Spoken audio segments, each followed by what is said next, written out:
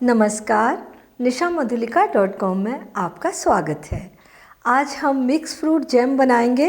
बहुत ही tasty jam होता है, सभी लोग पसंद करते हैं और बच्चों को तो ये बहुत ज़्यादा अच्छा लगता है। मिक्स फ्रूट जैम बनाने के लिए हम इन फलों को काट कर तैयार करते हैं। सारे फल हमने अच्छे तरीके से धोकर पानी सूखने तक सुखा लिए हैं। तो हमने ये 200 ग्राम स्ट्रॉबेरी लिए हैं। तो ऐसे टुकड़े कर लेते हैं कि ये मिक्सर में आसानी से पीस सकें। डंठल काट कर हटा देंगे। स्ट्रॉबेरी हमने काट ली, इसे हम प्लेट में रख देते हैं। और ये अंगूर हमने लिए, बिना बीज वाले अंगूर हैं, इनके हम दो टुकड़े कर लेंगे। 200 ग्राम हमने पाइन एप्पल के पीसेस ले लिए हैं, इन्हें भी हम इसी तरीके से बड़ा बड़ा काट लेंगे।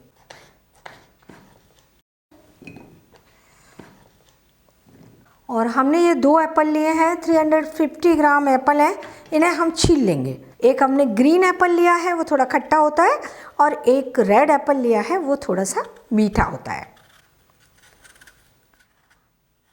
हम एप्पल को कद्दूकस कर लेते हैं। एप्पल हमने कद्दूकस करके लिए हैं, जिससे कि हमारे जैम में थोड़ा सा दाना बने, क्योंकि बाकी चीज़ें हम पीस कर ले रहे हैं तो वो तो चिकनी हो जाएंगी। तो एप्पल को हम पैन में डाल देते हैं। हम गैस ऑन कर देते हैं और गैस को धीमा रखेंगे। और ये चीनी भी हम इसमें डाल देते हैं। धीमी गैस पर तब तक चीनी एप्पल के साथ में मिलकर मेल्ट होती है, तब तक हम ये फल पीस कर तैयार कर लेते हैं। सबसे पहले हम अंगूर जार में डालकर इनको एकदम बारीक होने तक पीसेंगे।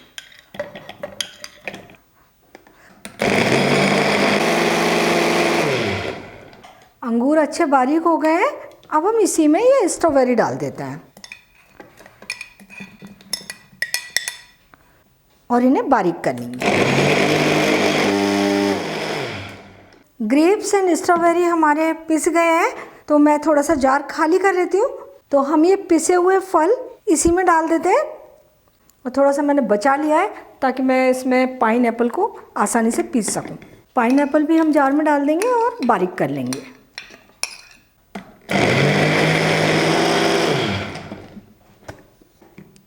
ये पाइन एप्पल भी हमने पीस लिया है।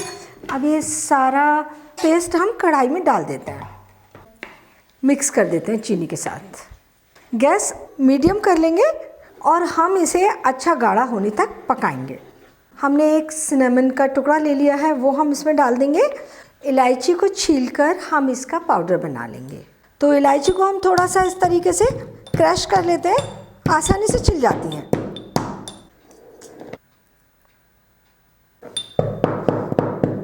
जैम को हम थोड़ी थोड़ी देर में चलाते रहेंगे और आग मीडियम हाई या मीडियम रखेंगे।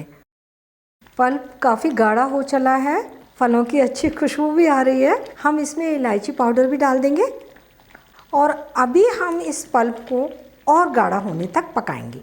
चलाने का बराबर ध्यान रखेंगे। जैम बनाने के लिए हमने Apple, pine Apple, black grapes, strawberry लिए हैं। फल आप अपनी पसंद के अनुसार कोई भी ले सकते हैं, लेकिन ज़्यादा वाटर कंटेंट वाले फल ना लें, जैसे तरबूज, खरबूज। जैम काफ़ी गाढ़ा हो चला है। अब हम फ्लेम को लो मीडियम कर देंगे, क्योंकि जब जैम गाढ़ा हो जाता है तो अगर गैस मीडियम हो या मीडियम हाई हो तो वो बहुत ज़ोर ज़ोर से उछलता है, इसलिए फ्लेम को कम कर देंगे और जैम को बिल्कुल इसी तरीके से चलाते हुए पकाएंगे। जैम काफ़ी गाढ़ा हो गया है, हम इसे चेक कर लेते हैं। तो चेक करने के लिए हम थोड़ा सा जैम प्लेट में डालते हैं और इसको इस तरीके से तिरछा करते हैं। तो पूरा जैम चल रहा है, ऐसा नहीं है कि जैम से जूस अलग जा रहा हो। हमारा जैम बनकर तैयार हो गया है। गैस बंद कर देते हैं और जैम को अभी हम थोड़ा सा ठंडा होने देते हैं। जैम थोड़ा ठंडा हो गया है, हम इसमें एक नींबू का रस निकाल कर मिलाएंगे, क्योंकि मीठे के साथ में थोड़ा सा खट्टा स्वाद भी दे दें तो स्वाद ज़्यादा अच्छा हो जाता है। और ऑप्शनल है, अगर आपको मीठा जैम पसंद है तो नींबू नहीं डालें। इस लेमन का पीस हम निकाल देंगे। इसका फ्लेवर पूरा जैम के अंदर आ गया है और नींबू के रस को जैम में अच्छे तरीके से मिला देते हैं। आधा घंटे में हमारा जैम बनकर तैयार हो गया है। ठंडा हो गया है, अच्छा गाढ़ा हो गया है। जैम को हम प्याले में निकाल लेते हैं। मिक्स फ्रूट जैम बनकर तैयार है। बहुत ही टेस्टी जैम बना है और बड़ी आसानी से बन जाता है। बस थोड़ा सा ध्यान रखें, इसे लगातार चलाते हुए पकाएं। जैम कढ़ाई के तले में लगना नहीं चाहिए। बहुत अच्छा जैम बनकर तैयार होगा।